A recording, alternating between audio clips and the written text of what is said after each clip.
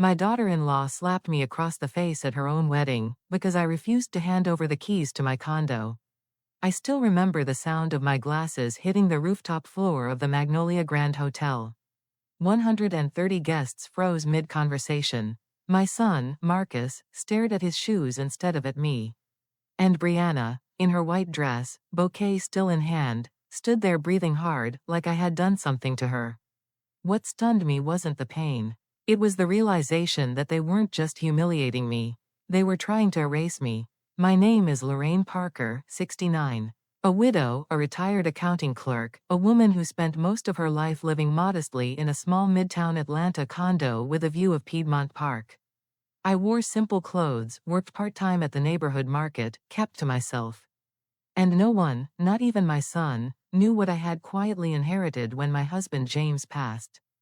Welcome to Life Voices, where family drama turns into late-life justice. If you're watching, tell us your city in the comments, we always read them. I've always believed that the quieter a person lives, the safer their peace is. After James passed, that became my rule. I wasn't hiding from the world, I was protecting what he and I had built. And we built it the slow, humble way. I worked as an accounting clerk for 42 years. James ran what everyone thought was a small delivery service, 2 trucks, a dusty warehouse, and a schedule no one understood but him. People saw a hard-working man. Nobody saw the empire blooming underneath it. By the time cancer took him, those 2 trucks had become 23. The warehouse had become a regional logistics hub. And the side paperwork I helped him file at night? That was the foundation of an investment portfolio worth more than I'd ever admit out loud. James always said, Lorraine, modesty protects you better than money ever will. So when he was gone, I let everyone believe we had only what they'd seen. Marcus certainly believed it. Brianna believed it even more. I met Brianna 2 years before the wedding. The moment she stepped into my kitchen for Sunday dinner, she scanned the place like she was appraising it. Her smile was warm, but her eyes, they were calculating. I'd seen those eyes before in my years dealing with auditors and clients who wanted something for nothing. They scanned surfaces, measured opportunity, squeezed weakness. Marcus was smitten. I was cautious. At first, the comments were small. Your condo is so spacious for just one person. You ever think about moving someplace safer? You know, like a senior community? Midtown is expensive, Lorraine. You could free up so much money. Every time, she said it with a soft chuckle, like she was helping me. But the real shift came around the holidays last year. They brought Brianna's parents over for dinner, unannounced. I opened the door, still holding a dish towel, and there they were, coats still on, brochures in hand. Lorraine, Brianna's mother said, stepping right past me, we found the perfect retirement community for you. Gated, medical staff on site, and so many wonderful activities. I blinked at her. I didn't say I was moving. Oh, honey, you don't have to say it, she answered. We can all see it. See what? That I liked living alone? That I enjoyed the quiet? That I wasn't ready to let go of the home James and I built? They laid out pamphlets across my dining table like a pitch meeting. Assisted living costs, unit sizes, payment plans, and then Brianna said the words that made my stomach drop. Mom and Dad could use the condo as their investment property until we can take over. It just makes sense. Take over. They'd gotten bold. I didn't respond. I simply collected the brochures, stacked them neatly, and tossed them into the recycling bin once the door closed behind them. But I think that silent refusal was the spark that lit whatever plan they already had brewing. Because not long after, I found emails. I wasn't snooping. The family laptop was on my kitchen table, open on an email thread titled Guardianship Inquiry, Urgent. I should have closed the screen and walked away. But when you see your own name in a subject line, your hand moves on its own. The emails were between Marcus and a lawyer I'd never heard of. He was asking questions about having a parent declared mentally incompetent, specifically, whether forgetfulness, disorientation, or poor judgment could qualify. The examples he listed? They were lies, twisted versions of harmless moments. Me misplacing my keys, mixing up a dentist appointment date, forgetting to thaw chicken for dinner. The lawyer had responded kindly at first. But Marcus kept pushing, and Brianna kept forwarding him articles titled things like "When Seniors Become a Risk to Themselves." I sat there frozen. My own son, the baby I carried at 29, the boy who couldn't sleep unless he was curled on my chest, was trying to legally remove me from my own life. Not because he was worried, not because he cared, because he wanted control. The next day, I confronted him. He denied everything, said he was just researching, said Brianna was looking out for me, said I was overreacting. But their tone changed, not softer, not kinder, colder, calculated, like they realized I wasn't going to be easy to move out of the way. That's when the rehearsal dinner happened. We were at the hotel rooftop, string lights, floral arches, soft jazz playing. People laughing, dancing. And Brianna? She watched me the whole night like a hawk sizing up prey. At one point she came up to me, cocktail in hand, and said in a low voice, after the wedding, "Marcus and I are taking over the condo paperwork. We'll help you transition out. You don't have to worry about a thing." I looked her dead in the eyes and said, "I'm not signing anything." She smiled, that tight, angry smile that never reaches the eyes. "Oh, Lorraine, you will." I didn't sleep that night. I thought the humiliation would come later, maybe in a meeting, maybe after the honeymoon, maybe gradually, like water rising around ankles. But I didn't expect it to come the very next day, in front of 130 people, with a slap that echoed across the rooftop and burned my cheek long after the music stopped. And as my glasses shattered on the ground, I realized the truth. They weren't just after the condo. They wanted everything James left behind. And they thought I was too old, too slow, too alone to stop them. They were very, very wrong. I didn't walk out of that rooftop wedding. I drifted, like my feet were moving but my mind was somewhere else entirely. The city lights below blurred into long streaks, and the music behind me sounded hollow, almost far away, as if someone had closed a door between me and the rest of the world. But the heaviness wasn't from the slap. It was from the look on Marcus's face. He didn't rush to me. He didn't hold my arm. He didn't even whisper, "Mom, are you okay?" He avoided my eyes, hands shoved in his pockets like a teenage boy caught doing something wrong. But he wasn't a boy, he was a grown man standing beside a woman who'd just assaulted his own mother. Guests kept whispering. Phones appeared. Somebody gasped, "Did she just hit her mother-in-law?" Another person muttered, "Oh Lord, she slapped that poor woman." But Brianna didn't look ashamed.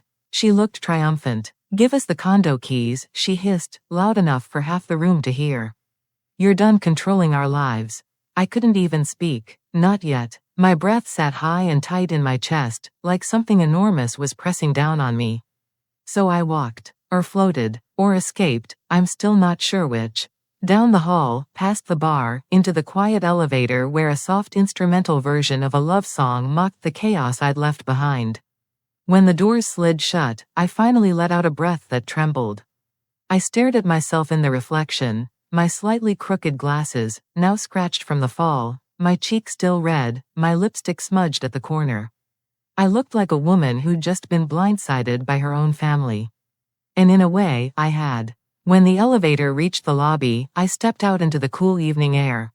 Atlanta's nighttime humidity wrapped around me, soft and warm, but it couldn't thaw the cold pit forming inside my chest. I needed help, not emotional help, that would come later. I needed strategic help, so I made 2 calls.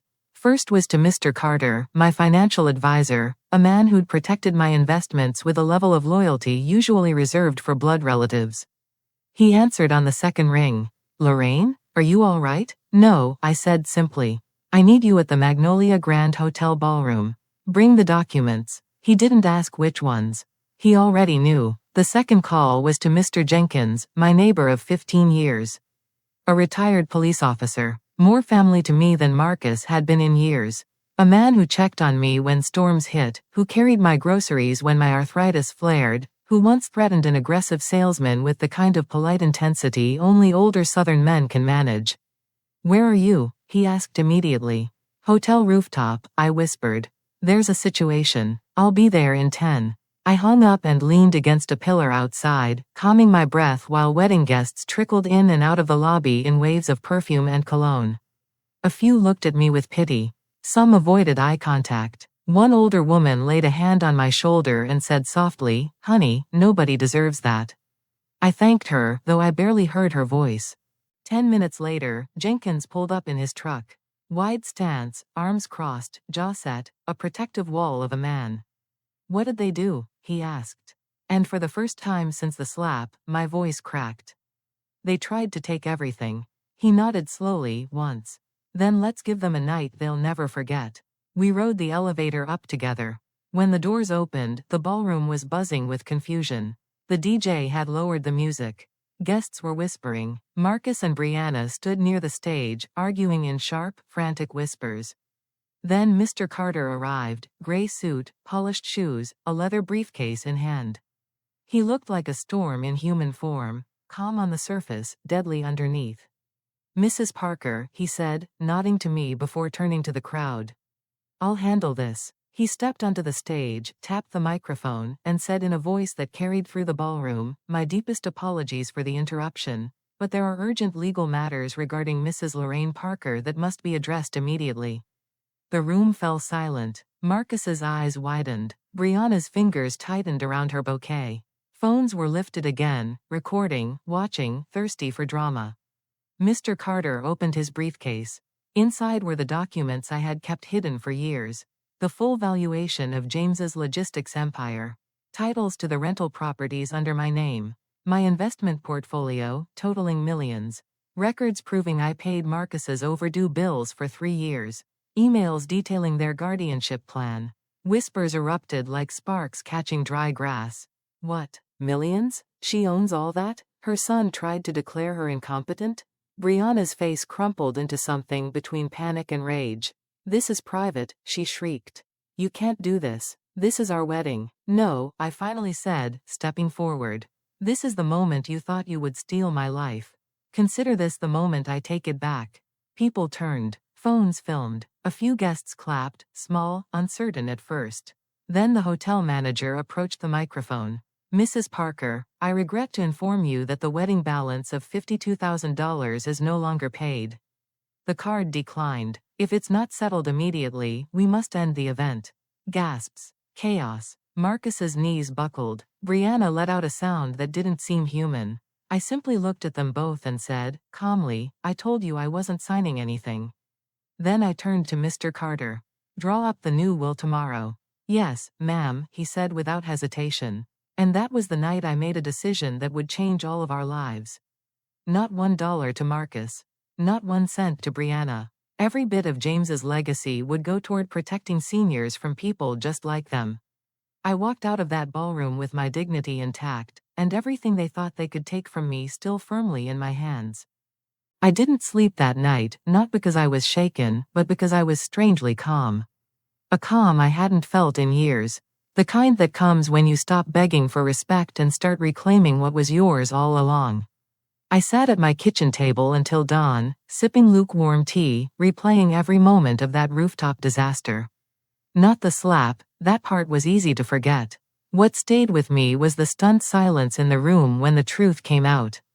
The way some of the guests suddenly looked at me with respect they hadn't shown before. The way Marcus avoided my eyes like he was the child again and I'd just caught him with stolen cookies. At 7:15 a.m., my doorbell rang. I opened it to find Marcus standing there, still in yesterday's suit, looking like he hadn't slept either. His hair was messy, his eyes red, tie crooked, boutonniere half falling off. For a moment, he looked like the boy I used to kiss goodnight, lost, scared, overwhelmed. "Mom," he said softly. I didn't move aside. "Marcus, can we talk?" The old Lorraine, the one who swallowed hurt, soothed wounds, and comforted her child no matter how badly he behaved, would have stepped aside. But that woman wasn't here anymore. Still, something inside me softened just enough to let him in. He walked to the living room, sat on the edge of the couch, elbows on his knees. He didn't look like a man who'd made a mistake. He looked like a man who'd been caught. "Mom, I'm sorry for what happened," he began. "Sorry for what happened, not sorry for what he did." "What exactly are you apologizing for?" I asked. He blinked. "For Brianna, for the slap, for the scene, for you being embarrassed." I remained silent, and he hesitated. "For the guardianship thing." There it was. The quiet confession. I folded my arms. Why, Marcus? Why try to take everything your father and I worked for? He rubbed his forehead. Mom, you don't understand. Brianna and we were struggling. Debt, bills, her student loans. My hours at work got cut again. And your condo, your assets, it just seemed like a solution. I closed my eyes. For a brief second, I let myself grieve the loss of the son I thought I had. The one who once sat beside me on the couch eating popcorn while we watched westerns. The one who saved his allowance to buy me a necklace on Mother's Day. The one who used to say, "One day I'm gonna buy you a big house, Mama." Somewhere along the way, he stopped wanting to take care of me and started wanting to take from me. When I opened my eyes, he was still talking. Mom, you never told me about the money. Any of it. Do you know how that made me feel? Like you didn't trust me. I laughed, not cruelly, but in disbelief. Marcus, you were trying to convince a lawyer that I was mentally unfit. He dropped his gaze. Brianna said it was the only way. Ah, there it was. The root, the poison. He lifted his head again. But now that I know how much you have, maybe we can start over. Maybe you can help us get back on track. Alone, or something short-term, just until we. No. The word hung in the air like a gavel strike. His jaw tightened. Mom, don't do this. Don't let money come between us. Money didn't come between us, I said quietly. Your choices did. He stood up abruptly. So that's it? You're cutting me off? I looked at him, really looked, and I saw everything clearly. The entitlement, the resentment, the belief that parents owe their children everything, forever. I'm not cutting you off, I said. You cut yourself off when you chose greed over family. His face twisted. Brianna was right. You are stubborn. You think everything's about you. You think you can control everything. I control what's mine, I said. And what's mine is no longer yours. He stared at me for a long moment. Then he shook his head and walked toward the door. Before he stepped outside, he asked one last question. Are you really going through with the new will? Yes. He swallowed hard. You're making a mistake. No, I said softly. I'm correcting one. When he left, the silence that followed wasn't painful. It was cleansing, like someone had finally drained poison from the air. Later that morning, Brianna texted me a single sentence. You'll regret this. I didn't respond, because I wouldn't. By noon, Mr. Carter arrived at my condo with a stack of paperwork. We sat at my dining table, the same table where Brianna once laid out her senior home brochures, and he guided me through every revision. Everything was moved into a seniors protection fund. Every property title secured, every account locked, every document notarized. You're sure? He asked gently. I nodded. Yes. For the first time in years, I'm sure. When he left, Mr. Jenkins came over with sandwiches, as if he sensed I hadn't eaten. We sat together in comfortable silence until I finally said the words out loud. They wanted to erase me. Jenkins took a slow sip of his coffee. Then it's a good thing you erased them first. I smiled, a small, tired smile. I didn't erase my son. But I erased his access to the woman he underestimated. And just when I thought the storm was over, a bigger one started brewing. Because Marcus and Brianna weren't finished. Not even close. I should have known they wouldn't accept the consequences quietly. People who rely on manipulation rarely walk away when their tactics fail, they escalate. And Marcus and Brianna? They escalated fast. 3 days after the wedding, I received an envelope taped to my front door. No stamp, no return address. Just shoved there at dawn like someone didn't want to be seen. Inside was a letter typed on cheap paper. We are formally requesting a wellness evaluation for Lorraine Parker due to concerning signs of cognitive decline.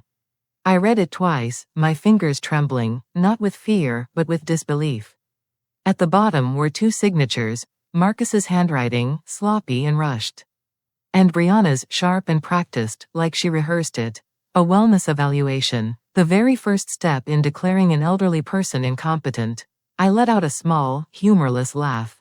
They weren't even subtle anymore. That afternoon, a social worker knocked on my door, a young woman with soft eyes and too much paperwork. She introduced herself kindly, as if she already knew she wasn't dealing with a confused old woman. Mrs. Parker, she said gently, your son and daughter-in-law filed a wellness concern. We're required to do a brief assessment. I offered her sweet tea. She accepted with a smile. We sat at my table, the same table where all my battles seemed to happen lately, and she asked questions. Do you know today's date? Yes. Who is the president? I answered without hesitation. Can you recall 3 objects in 5 minutes? I named them again before she even finished writing the list.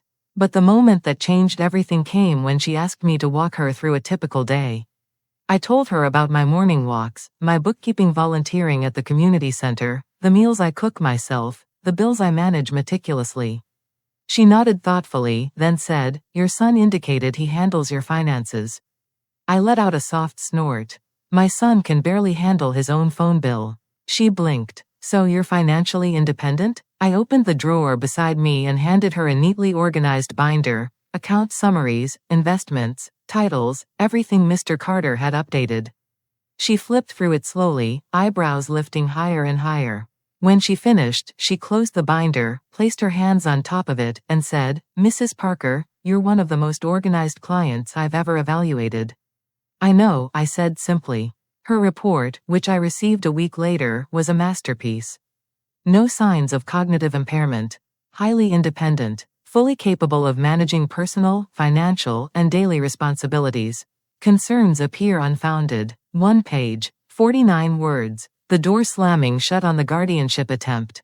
But if I thought that would stop them, I underestimated desperation.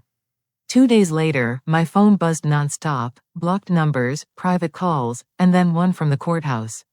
Marcus and Brianna had filed a petition anyway. A judge scheduled an emergency hearing. When I arrived, the courtroom smelled like old wood and cold air. Marcus sat on one side, hunched and pale. Brianna sat tall, chin high, wearing a blouse that probably cost more than her wedding dress. Her confidence was smug. The kind of confidence that comes from believing you're about to win. Their lawyer stood beside them, clutching a stack of papers. I stood alone, but not for long, because when my name was called, the door opened behind me and in walked Mr. Carter with 2 binders under his arm. And right after him, to my surprise, the social worker who had evaluated me. Marcus's face fell. Brianna's smirk collapsed. The hearing lasted only 20 minutes. Their lawyer began with dramatic claims, erratic behavior, memory lapses, financial confusion. Brianna dabbed her eyes with a tissue, pretending to cry. Marcus stared at the floor. Then the social worker stepped forward and handed her report to the judge. Mrs. Parker is fully competent, she said firmly. Extremely competent, in fact. Mr. Carter followed, placing documents on the table like playing cards in an unbeatable hand. Investment statements. Property titles, bank records, medical evaluations, and finally, the emails showing Marcus and Brianna discussing a guardianship plan for financial gain. The judge didn't even need 5 minutes. He looked over his glasses and said, If this is incompetence, Mrs. Parker is the most organized incompetent person I've ever seen. A few people in the courtroom laughed quietly. Then he added, turning to my son, Mr. Parker, this petition is dismissed with prejudice. And I strongly advise you rethink your relationship with your mother before you lose more than her trust. Brianna shot up from her seat. This is ridiculous. Sit down, the judge snapped. Marcus tugged her arm, but she yanked it away. The 2 of them argued in angry whispers while I stood still, hands clasped, heart steady. When the hearing ended, Marcus approached me in the hallway. Mom, can we talk? No, I said. You had your chance. He swallowed, eyes glossy. I didn't mean. You meant every second of it. And for the first time, he didn't argue. I turned and walked away, leaving him standing in the stale hallway air, Brianna glaring beside him like a villain whose script had just fallen apart. Outside, the sun hit my face, warm and bright, the first moment in months where the future didn't feel like a threat. It felt like freedom. In the weeks after the hearing, the dust didn't just settle, it exploded. Their lives began to crumble faster than even I expected. Brianna's parents found out first. Someone at the wedding had posted a video of the slap, the documents, the hotel manager announcing the unpaid bill. It spread fast. Atlanta loves a scandal. By Monday morning, her parents had called Marcus demanding answers. By Tuesday, they'd cut them off financially. Then Marcus lost his job. His supervisor pulled him aside and said the company couldn't have someone involved in elder abuse allegations. Even dismissed petitions leave a stain. Their landlord raised rent. Their credit cards declined. The wedding debt swallowed them whole. Meanwhile, my phone stayed quiet. No apologies, no attempts at conversation, only silence. And honestly, silence felt like peace. One night, sitting on my balcony overlooking Piedmont Park, I realized something. I hadn't just survived them. I'd outgrown them. Subscribe for more emotional family stories. Speech balloon share in the comments. Have you ever lived through something similar? Red heart, your story matters here.